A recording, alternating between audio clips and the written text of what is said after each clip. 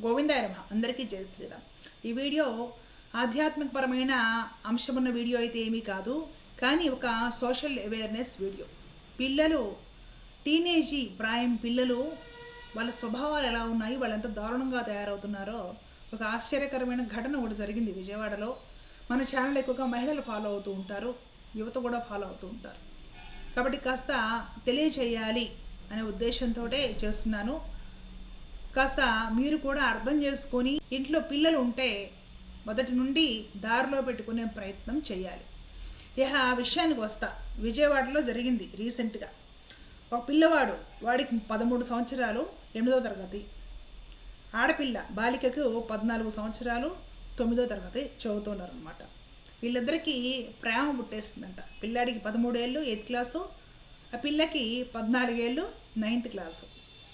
సరే, ఇద్దరు కలిసి చాలా తెలివిగా ప్లాన్ చేసుకొని ఆ వయసుకే ఇల్లు, తల్లిదండ్రుల్ని, స్కూలు, చదువుని వదిలేసేసి ఎటైనా ఎగిరిపోయి హాయిగా బ్రతకాలి అని నిశ్చయించుకున్నారు. మొన్న బుధవారము ఆ బాలుడికి పుట్టినరోజు అవడం వల్ల స్కూల్కి వెళ్ళలేదట, ఇంట్లోనే ఉన్నాడట. వాళ్ళ పేరెంట్స్ ఏమో మరి ఉద్యోగానికి వెళ్ళిపోయారేమో. ఈ పిల్ల స్కూల్కి వెళ్తున్నాడని చెప్పి బ్యాగ్ తీసుకుని బయలుదేరి స్కూల్కి వెళ్లకుండా ఈ బాలుడి ఇంటికి వెళ్ళింది. వాళ్ళిద్దరు కలిసి హ్యాపీగా ఇంట్లో ఎవరు లేకపోతే కేక్ అది కట్ చేసుకొని ఆ బాలుడి బర్త్డే సెలబ్రేట్ చేసుకున్నారట. సెలబ్రేషన్స్ అయిపోయిన తర్వాత ఆ పిల్లని ఇంట్లోనే ఉంచి ఈ పిల్లవాడు స్కూల్కి వెళ్ళి తన ఫ్రెండ్స్ అందరికీ చాక్లెట్లు, బిస్కెట్లు పంచి బాయ్ చెప్పి వచ్చేసాడు. ఏదో ఊరెళ్తున్నాడు కాబోడు, రేపటి నుంచి స్కూల్కి రారు కాబోలు అనుకున్నారట పిల్లలు. వచ్చేసిన తర్వాత ఈ అబ్బాయి ఇంట్లో బాగా ఎతికారు, గాలించారు. గాలిస్తే వాళ్ళ నాన్నకు సంబంధించిన వస్తువులలో 10,000 రూపాయలు దొరికాయి. అలాగే వాళ్ళ నాన్న ఫోన్ కూడా ఇంట్లో దొరికింది వేళకి. ఆ ఫోను, ఆ 10,000 తీసేసుకొని ఎవ్వరికీ చెప్పకుండా విజయవాడలో బస్సు ఎక్కి హైదరాబాద్ వెళ్ళిపోయారు. హైదరాబాద్లో దిగి ఆ పిల్లలు అక్కడ దగ్గరలో ఉన్న కొన్ని కాలనీస్, కొన్ని ప్రాంతాలలో ఒక ఆటో వ్యక్తిని పట్టుకొని ఆటోలో వెళుతూ అద్దెకి ఇల్లు కావాలి అనేసి వెతికారనమాట.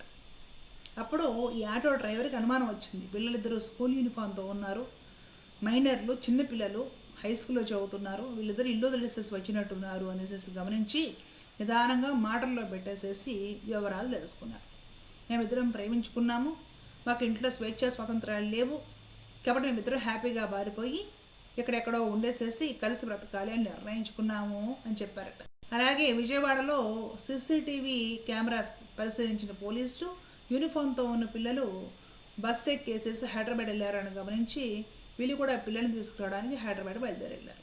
అలాగే వాళ్ళ నాన్న ఫోన్ తీసుకెళ్ళిన పిల్లవాడు ఫోన్ ఆన్ చేసి పెట్టడం వలన లొకేషన్ వాళ్ళు స్కాన్ చేసి పట్టుకోగలిగారు. అలాగే ఆ ఆటో డ్రైవర్ కూడా సహృదయంతో బాధ్యతాయుతంగా విషయం గ్రహించి పిల్లల్ని ఎలా అయినా తిరిగి పంపించారనేసి వాళ్ళ ఇంట్లో వాళ్ళని సంప్రదించడం జరిగింది ఫోన్ చేసి. ఆ విధంగా పోలీసులకు కూడా పని సులువైంది.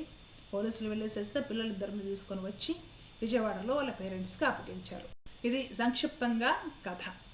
13 ఏళ్ల పిల్లవాడు, 14 ఏళ్ల పిల్ల, హై స్కూల్లో చదువుకునే పిల్లలు, పేరెంట్స్ వద్దని, స్కూల్ వద్దని, చదువు వద్దని, భవిష్యత్తు గురించి ఆలోచన లేకుండా ప్రేమించుకున్నాం కాబట్టి కలిసి బ్రతకాలంటే వీళ్ళందరికీ దూరం వెళ్ళిపోవాలి. కాబట్టి ఇంట్లో తండ్రి డబ్బులు దొంగతనం చేసి, తండ్రి సెల్ ఫోన్ దొంగతనం చేసేసి హైదరాబాద్ బారిపోయి ఇంటికి ఇల్లు ఉండడానికి కోసం అద్దె ఇల్లు వెతుక్కుంటున్నారు. పిల్లలు తప్పు ఉందంటే పిల్లలు తప్పు ఏం లేదండి. కారణాలు పెద్దలు మన ఛానల్స్ చూస్తూ ఉంటారు కాబట్టి ఈ వీడియో చేస్తున్నాను నేను.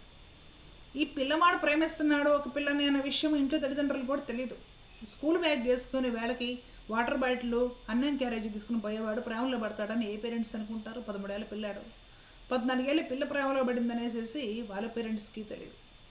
వీళ్ళు ఉద్యోగాలు అవి చేసుకుంటూ బిజీగా గడుపుతూ ఉన్నారు. సినిమాలు చూసి, సెల్ ఫోన్లు చూసి, ఇవన్నీ చూసి ఈ పిల్లలు ఆకర్షణ పడిపోయారు. ప్రేమ అంటే ఏంటో తెలియదు, ఆకర్షణ పడిపోయేసేసి ఏదో ప్రేమ, పారిపోవాలి, ఎక్కడికి వెళ్ళి బ్రతకాలి, భవిష్యత్తు ఏంటో తెలియదు, జీవితం ఏమిటో తెలియదు, ఏమీ తెలియని పసి వయసు. తప్పేదన్నా ఉందంటే ఖచ్చితంగా తల్లిదండ్రులది, స్కూలు టీచర్లది కూడా ఇందులో.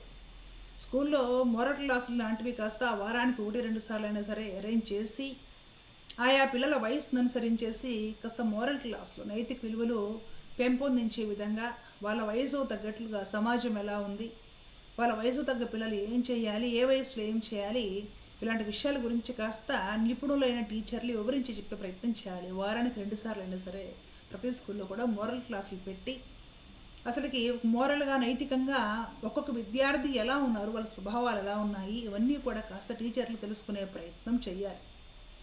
ఎంతసేపటికి ఏదో సబ్జెక్టులు చెప్పేసామా, ఎగ్జామ్స్ పెట్టేస్తామా, మార్కులు వచ్చేసాయా కాదు. కాస్త ఉపాధ్యాయులు మోరల్ క్లాసులు పెట్టి పిల్లలని నైతిక ఎదుగుదల పరీక్షించాలి. నైతికంగా వాళ్ళు బాగా అభివృద్ధి చెందేలాగా చూసుకునే బాధ్యత ఉపాధ్యాయులది. అంతకంటే ముందు ముఖ్యంగా ఇంట్లో తల్లిదండ్రులు వాళ్ళ ఉద్యోగాలు, వాళ్ళ వ్యాపారాలు, వ్యాపకాలు ఎన్నున్నా సరే రోజు కనీసం 24 గంటల్లో ఒక అరగంట కేటాయించి పిల్లల్ని కాస్త గమనించడము, వాళ్ళతో స్నేహంగా కూర్చోబెట్టి మాట్లాడటం, వాళ్ళు ఎక్కడికి వెళ్ళి వచ్చారు, ఏం చేస్తున్నారు, ఎవరిని కలుస్తున్నారు, వాళ్ళ ఫ్రెండ్స్ ఎవరు, చదువు ఎలా ఉంది, స్కూల్లో వాళ్ళ ప్రవర్తన ఎలా ఉంది, వాళ్ళ వయసు వాళ్ళు అయిన సాటి స్నేహితులతో వాళ్ళ ప్రవర్తన ఎలా ఉంది, వాళ్ళ వయసు వాళ్ళు అయిన సాటి ఆడపిల్లలు లేదా మగపిల్లలతో వాళ్ళ ప్రవర్తన ఎలా ఉంది, ఈ విషయాలను కాస్త కనిపెట్టే ప్రయత్నము చేయాలి. మంచి స్కూల్లో వేసాము, డబ్బులు కట్టేస్తాము, ట్యూషన్లు పెట్టించాము, పిల్లలు చదువుతున్నారు, ప్రోగ్రెస్ రిపోర్ట్లు పట్టుకొస్తారు, పర్వాలేదు మార్కులు బాగానే వస్తున్నాయి. ఇవి కాకుండా మిగతా వ్యాపకాలు స్పోర్ట్స్ అనో, సంగీతం అనో, మ్యూజిక్ అనో, గిటార్ అనో, డ్యాన్స్ అనో దేంట్లోనే వేశాను, దాంట్లో కూడా ఫస్ట్ వస్తున్నారు. ఇవి తప్ప నైతికంగా వాళ్ళ ఆలోచనలు, వాళ్ళ ప్రవర్తన ఎలా ఉంది, ఏం ఆలోచిస్తున్నారు, ఒక్కొక్క వయస్సు అంటే జీవితంలో ఒక్కొక్క దశ, ఒక కొత్త దశ వచ్చినప్పుడు, దశ మారేటప్పుడు కూడా కొన్ని పరిణామాలు ఎదుర్కొంటూ ఉంటుంది మనసు. ఒక విధమైన చంచల స్థితికి వెళుతూ ఉంటుందన్నమాట. ఆ దశలో ఖచ్చితంగా పెద్దవాళ్ళు స్నేహపూర్వకంగా సపోర్ట్ ఇవ్వాలి. పిల్లలు బాల్యం నుండి కౌమారానికి వచ్చేటప్పుడు, కౌమారం నుండి అంటే టీనేజ్ ప్రాయం నుండి కొంచెం టీనేజ్ ప్రయాణికి అంటే యువ ప్రయాణికి వచ్చేటప్పుడు ముఖ్యంగా పెద్దలు స్నేహితుల్లాగా ప్రేమపూర్వకంగా వ్యవహరిస్తూనే వాళ్ళని కాస్త కనిపెట్టుకొని ఉండడం చాలా చాలా అవసరం. తెలిసి తెలియని పిల్లలు ప్రేమపూర్వకంతో ఇల్లుతో వెళ్ళిపోతున్నారు. తెలిసి తెలియని బాలికలు ప్రేమలో పడి గర్భవతులు అవుతున్నారు. ఇంకా బాలిక వయసులో శరీర ఎదుగుదల కూడా లేని టీనేజ్ ప్రాయంలోనే ఆడపిల్లలు ఎబార్షన్లు చేపించుకుంటున్నారు. పేరెంట్స్ తెలియకుండా ఇవన్నీ జరుగుతున్నాయంటే ఎందుకు వస్తుంది ఈ పరిస్థితి? పేరెంట్స్ తన పిల్లల్ని కనిపెట్టుకోవట్లేదా? లేదంటే స్కూల్ ఫీజులు అన్నీ కట్టేస్తున్నాము, అన్నీ అమర్చి పెడుతున్నాము, ఉద్యోగాలు చేసి కష్టపడి తెచ్చి వీళ్ళకి చూస్తున్నాము, ఇది మా బాధ్యత తీరిపోతుంది అనుకుంటున్నారా? కొత్త హై స్కూల్ చదువుకుంటున్న పిల్లలకి ఫోన్లు ఇవ్వక తప్పని పరిస్థితి. ఫోన్లో యాప్స్లో కూడా పిల్లలు చదువుకుంటున్నారు, తప్పదు. ఫోన్లు టాబ్లెట్లు ఇవ్వాల్సిందే. ఇంట్లో టీవీ ఉంటుంది, రిమోట్ ఉంటుంది, మనం ఎంత కంట్రోల్ చేసినా కూడా పిల్లలు టీవీ అనేది చూస్తారు. కానీ కొంతవరకైనా సరే మనము ఈ విషయాల్లో శ్రద్ధ వహిస్తే కంట్రోల్ చేయగలుగుతాం. దాంతోపాటుగా పేరెంట్స్ కాస్త మోరల్గా సపోర్ట్ ఇవ్వాలి. పిల్లల్ని కూర్చోబెట్టుకొని ప్రేమగా చెప్పడము, ఏ వయసుకి ఏం చేస్తే అందంగా ఉంటుంది, ఏ వయసుకి ఏం చేస్తే ప్రయోజకులు అవుతారు, ఇతరాతర పనులు ఏ వయసులో చేయాలి, ఇవన్నీ కూడా ప్రేమపూర్వకంగా బెదిరించకుండా అదిరించకుండా నిదానంగా మొదటి నుండి చెప్పే ప్రయత్నం చేస్తే వాళ్ళ మనసులో అవి నాటుకున్నాయంటే ఏ వయసు పనులు ఆ వయసులోనే చేస్తారు పిల్లలు. చేయకూడని పనులు చేయడము, అక్కరైన విషయాలు జోలికి పోవడము పిల్లలు గ్రహిస్తే వెళ్ళకుండా ఉంటారు. ఏ వయసు పిల్లలైనా సరే ఇంట్లో ఉన్నప్పుడు 24 గంటల్లో కేవలం అరగంట సేపు అయినా సరే పిల్లలతో కూర్చొని వాళ్ళతో మాట్లాడటం అనేది పేరెంట్స్ అలవాటుగా పెట్టుకోవాలి. ఎప్పటి వరకు వాళ్ళు పెద్దవాళ్ళు అయ్యి వాళ్ళకి రెక్కలు వచ్చి ఎగిరిపోయేంత వరకు ఇది చాలా అవసరం. 24 గంటల్లో రోజుకొక్క అరగంట నీ పిల్లలతో కూర్చోవాలి. నీ పిల్లలు ఏ హాస్టల్లోనూ ఇంకెక్కడైనా దూరంగా చదువుకుంటూ ఉంటే 24 గంటల్లో కాసేపు కేటాయించి మీతో మాట్లాడే విధంగా, వాళ్ళ విషయాలు తెలుసుకునే విధంగా, వాళ్ళకు తెలియకుండానే వాళ్ళ మీద దృష్టి పెట్టి వాళ్ళు ఏం చేస్తున్నారు ఏమిటి కనుక్కునే విధంగా ఒక ప్రణాళిక ఏర్పాటు చేసుకోకపోతే పిల్లల్ని కాపాడుకోవడం చాలా కష్టం. తెలిసి తెలియని పిల్లలు పిచ్చి పిచ్చి పనులు చేస్తారు, కొన్ని నేరాలు కూడా చేస్తున్నారు. పేరెంట్స్ పర్వం పోతుంది. దీనికి కారణం ఎవరంటే పేరెంట్సే కారణం. సరిగ్గా పట్టించుకోవాలి పిల్లల్ని. వాళ్ళు రెక్కలు చెగిరిపోయిన తర్వాత ఏం చేస్తారా అది మన చేతిలో లేని విషయం. కానీ మన మీద ఆధారపడి మనతో ఉంటున్నంత వరకు కూడా వాళ్ళని చక్కదిద్దుకొని వాళ్ళని జాగ్రత్తగా భద్రంగా ఉంచుకొని దారి తప్పకుండా చూసుకునే భారము ముఖ్యంగా పేరెంట్స్ పైనే ఉంటుంది. ఆ తర్వాత ఉపాధ్యాయులు కూడా స్కూల్లో ఈ బాధ్యత తీసుకొని తీరాలి. ఉద్యోగాల్లో పడిపోయి ఏదో పొద్దునండి జాబ్ చేసుకొని కష్టపడి బండ చాకరీ చేసి రాత్రికి వస్తున్నాము ఇద్దరము. ఎంత కష్టపడుతుంది పిల్లల కోసమే అంటే భౌతికంగా పిల్లలు మీ వలన సుఖపడుతున్నారు, కానీ వాళ్ళకి నైతికంగా నేర్చుకోనప్పుడు ఆ పిల్లల వలన చెరుపే వస్తుంది, ఆ పిల్లల వలన నష్టమే జరుగుతుంది. మనకి పరువు పోతుంది, మనం ఆనందంగా ఉండలేము, ఆ పిల్లలకు కూడా జీవితాన్ని నాశనం చేసేసుకుంటారు. కాబట్టి ఇవన్నీ కూడా కాస్త పేరెంట్స్ దృష్టిలో ఉంచుకోవాలి. పేరెంటింగ్ అంటేనే ముఖ్యమైన విషయం. వాళ్ళకి మనం బలమైన భోజనం పెడుతున్నాము, మంచి స్కూల్స్లో పంపిస్తున్నాము, మంచి కాలేజ్లో జాయిన్ చేసాము కాదు.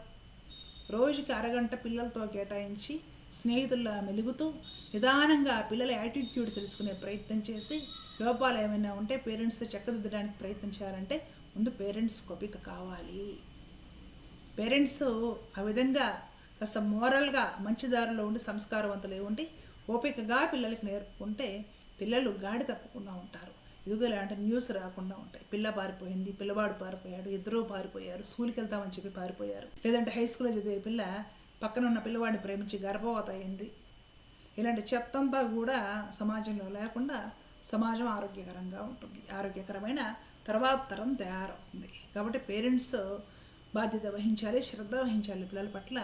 అలాగే స్కూల్లో ఉపాధ్యాయులు, కాలేజీలో లెక్చరర్స్ కూడా కాస్త శ్రద్ధ వహించి పిల్లలు మోరల్గా డెవలప్ అయ్యే విధంగా ప్రతి ఒక్కరూ ప్రయత్నం చేసుకుంటే తర్వాత తరము చాలా ఆరోగ్యకరంగా సంస్కారవంతంగా తయారవుతుంది.